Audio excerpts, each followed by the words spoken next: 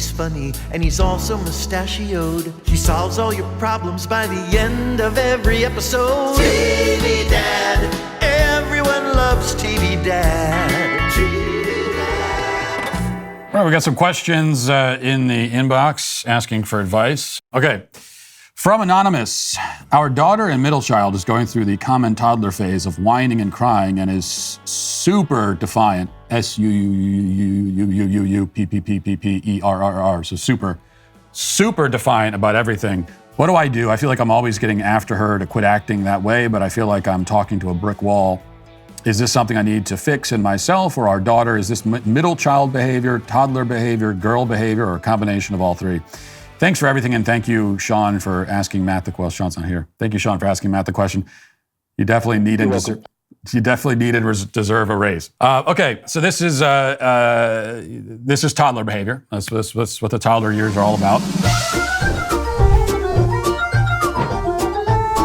And girl or boy, we've gone through this, as you know, with several kids, and it's the same thing. Toddlers are toddlers.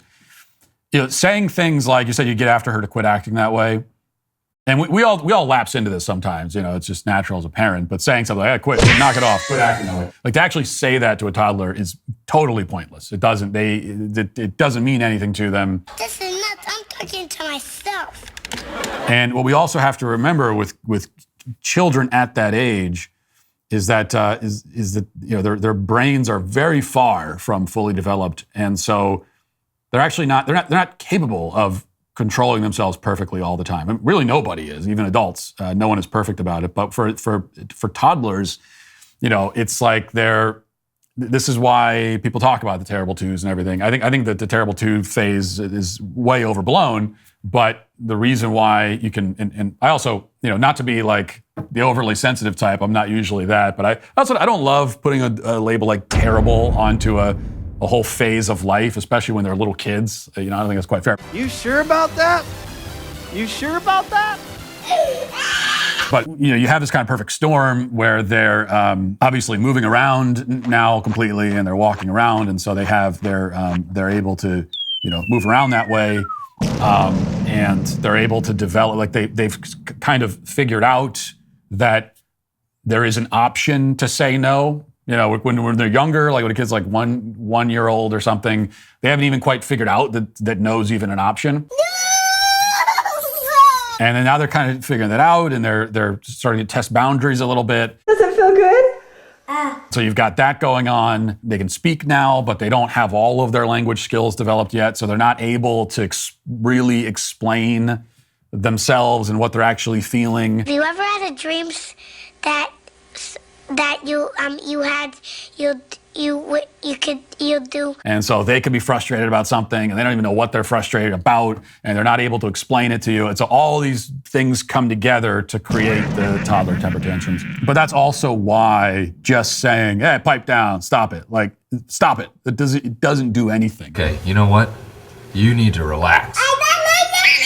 They can hear that. They're not going to say, oh, I should stop it. Well, okay then, Father, I will stop it right away. So what do we do about it? I think that the first thing is to realize that this is a natural part of childhood. Doesn't mean that we accept it all the time. It doesn't mean you let your kid act crazy all the time. But to realize that it is part of the natural development process. So it's not like it's not a problem in the sense of something you need to worry about. That it's a reflection of what's going to be in the future. This is just a toddler. But as I said, you also they're not going to let them run the house, and you do still want to teach them discipline and all of that. So I think that involves on your end just being firm and being consistent and being simple in the instructions that you give to the child. And if you put rewards in place, or if you put punishments in place, being consistent about those things. So firmness, consistency, patience, being calm. Yelling at a toddler never works. It's not going to get the reaction that you want. Hey, I want a lawyer. I am the law. Parents yell sometimes, it happens, but it's not actually going to help the situation. That's just you letting off steam. And also, we are modeling. This is the biggest challenge for parents, and I always have to remind myself of this because I'm far from perfect as a parent, but it is true that the best thing I can do for my kids is actually model the behavior that I want to see in them.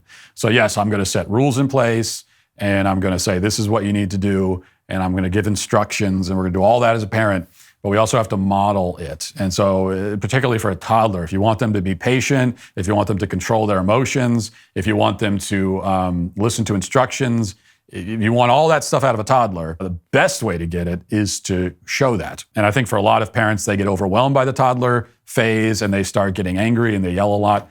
But now you're just demonstrating that to the kid. And so you're saying something, but they don't hear that. All they see is what you're doing, and so now they're emulating it.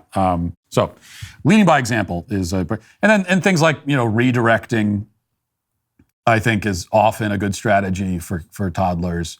They really want something, they're freaking out about it because they can't get it. Redirect them to something else. Doesn't mean that you're bribing them all the time. I'm not saying that they're freaking out because they want to do something, you don't want to do it, and you say, oh, here's a lollipop, and you try to bribe them. That's not going to be a good strategy. But redirecting them to something, their energies to something more, something better. And ignoring is a tool in the parenting arsenal that has to be used sometimes. As long as you know that you've addressed their concern, they're not hurt, there's nothing serious going on, they're still having an attitude, having a temper tantrum. Sometimes it's like you got to just ignore it in certain circumstances. Not like when you're out of the grocery store and they're having a temper tantrum and you let them do it and disrupt everybody around you. That's when you have to get them out of the situation. But there are circumstances where you do that. Like yesterday, when I was putting my 3-year-old down for bed, and she was very, very upset about going to bed, even though it was actually past her bedtime. And I did try to explain that to her. I said, this is 30 minutes past your bedtime, so you should be thanking me. But for some reason, she was not persuaded by that. She was very upset about going to bed. And she was not a full-on meltdown, but she was like whining about it. And, I explained to her, this is bedtime, you're going to bed, brought her up, gave her a kiss, said goodnight, left her, and she was still whining, but I'm not going to sit there and negotiate with you. It's like, this is bedtime, and then I left. And she was fine. And she got over it. Men hate going to the doctor. You have to make the appointment. You have to spend half your day sitting around in the waiting room. You have to endure uncomfortable conversations about your body with another man that you hardly know. RexMD understands that no one likes to go to the doctor's office. That's why they've created a safe online platform for men to discreetly consult with licensed physicians and get personalized treatment plans. RexMD makes it easy and inexpensive to get the generic and branded Viagra or Cialis online. No waiting rooms, no embarrassing trips to the doctor, no insurance, no copays. Did you know Viagra could cost $90 a pill? RexMD has generic Viagra for just as low as $2 a pill. Just fill out their online medical questionnaire. A doctor will review your situation and, if appropriate, prescribe you medication. The medication will ship right to your door with free 2-day shipping. It's fast, it's simple, it's cheap. Plus, you can access your U.S. licensed RexMD physician anytime you need. RexMD has already helped over 300,000 guys gain confidence quickly and conveniently. They are here to help. They can help you too. Take advantage of their best deal yet at rexmd.com/Walsh and save up to 90% off by paying only $2 per dosage. That's rexmd.com/Walsh for up to 90% off. Go to rexmd.com for more details and safety information. All right.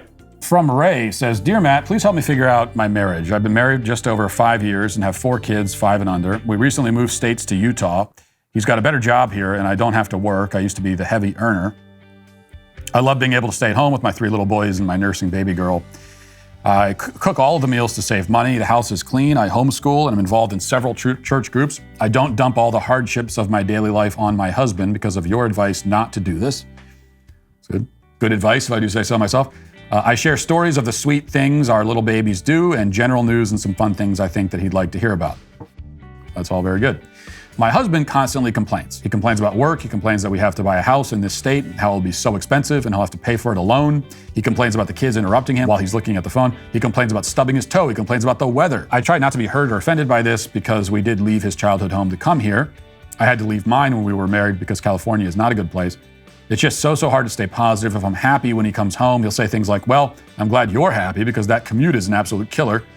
Then he'll keep on about little things like the food being pricey or the beer being the wrong kind or the baby being cranky until I'm crying. Then he'll say, well, you wanted to move here, so stop crying. I don't know what to do. I try so hard to be supportive and uncomplaining, but I can tell he's really unhappy. I've asked him to try to give me the same courtesy of being just happy when he comes home, but he says then he just says, what, I'm not allowed to have feelings now? Then he'll yell at our boys or for whatever they're doing. What do I say? What do I do? I don't even know where to start. I want to be supportive, but I actually hate being around him because of how much he nags at me and yells at the kids. Please advise. So the first thing always is to look at yourself That's the first person you can control in your marriage. It's the only person you can directly control in the entire universe. So that's always the first place that you want to look. And I'm not saying this is your fault. I don't know anything about you. So you have presented a pretty one-sided version of events here, and it could be totally accurate. No indication that it isn't. But 9 times out of 10, or maybe like 9.9 times out of 10, you hear a story like this. If I were to talk to your husband, he would have his own tale of woe related to you and what you do, and that would also probably be rather one-sided. And then between those two pictures, maybe we would get a clearer picture of what the truth is. And that's not, again, not any criticism of you. That's just how people are. That's how anybody is. If I were to complain about somebody in my life and then you talk to that person, they would have their own complaints. That's the way it goes. So the way that you have laid this out, this version of the story, he's totally the bad guy. He's being completely unreasonable. You are not, you're trying to be happy and supportive, and you're doing all these things at home, and the house is clean, and you're making food, and you're taking care of the kids, and you're happy to see them, and you tell them happy stories and all of that. But he's complaining all the time about everything. He's whiny and self-pitying. My only point is that as a matter of statistics, it's very likely that the story is not as one-sided as you have made it out to be. Boom. Roasted. So I would look at yourself. Is it actually true? Is this true, or is this a story you're telling about yourself? And then after you've done that inventory, there is a question about, is there something else going on in his life? Is this just childish whining, or is there something more serious going on? Is there something going on at work? Some major stress, some major burden that he's carrying that he doesn't want to tell you about? Because he doesn't want to put it on your shoulders, but then unfortunately, he's not putting that on your shoulders, but then he's putting everything else on your shoulders because it comes out in these other ways. That's a possibility. I would try to talk to him about that. Once you have covered those bases, and if it is true that this is basically a one-sided thing, there's nothing else more serious going on with him, then we are left with, in that case, that on his part, this is just simply self-centeredness. This is being super whiny and being self-pitying. This is someone who wants pity. He wants attention and wants pity. And there are people like that in the world. There are a lot of people like that. And unfortunately, there are men like that. And it is a real problem, especially when men become this way, because it's not respectable. It's not respectable behavior. It's very hard to respect someone who desires pity all the time. And even when you're trying to have a positive conversation, you're telling him about the kids, and he all he wants to do is complain. He doesn't want to see you happy. Like he comes home and you're happy, and he's like upset about that. So he wants to tell you about, oh, you're happy. Well, here's what happened to me. What's the matter? Nothing's the matter. Everything's all right. If that's all the case, then that's not a good thing. If he had a tough day at work and he comes home and everybody's happy, that should make him even happier. That's a great thing, to come home to happiness. My goodness. So if that's the case, then it really becomes a man-up situation for him. And I know there are guys like in the manosphere and all that they don't like that phrase. They don't want to hear about that. They never want to hear that answer. But sometimes that is the answer. Like sometimes for a man, just get the hell over it. Be a man. Be a man, Hogan. Boy, use a chump. 'Cause all Hogan is a real big pump. Like really, that's the only solution in that case. And if that's it, then you still need to have a talk to him and with him and that's when you're talking about things like respect, and you want to respect him, but it's hard to respect this kind of behavior. You start using language like that really, now he might react to it, he might get angry at first, but that will resonate. There's a chance of getting through. It's going to be when you start using language like that. You're not being vicious to him. You're not saying you don't respect him. You're just saying, I can't respect this behavior. So that's what I would say. Finally, from Michelle, I'm married to a very kind and godly man. He's both my husband and my best friend. My entire family loves him except for my sister. Every time I see her, she has something negative to say about him. She has never brought anything concerning or serious to me about him. I believe she just doesn't get along with him because they have clashing personalities. I feel disloyal listening to her say unkind things about my husband. However, I don't want to cause drama with my sister. What should I say when she comes to me with complaints about my husband? You can't listen to complaints about your husband at all. If there's something really serious going on that someone in your life is concerned about, and they bring that to you, that's one thing. But you're saying there's nothing serious here. He's a very good man, and so she's just whining about him and nagging, and like nitpicking and that sort of thing. No, I don't think you don't have those kinds of conversations about your husband with anybody. Complaining about them, listening to complaints. You can talk to our complaint department.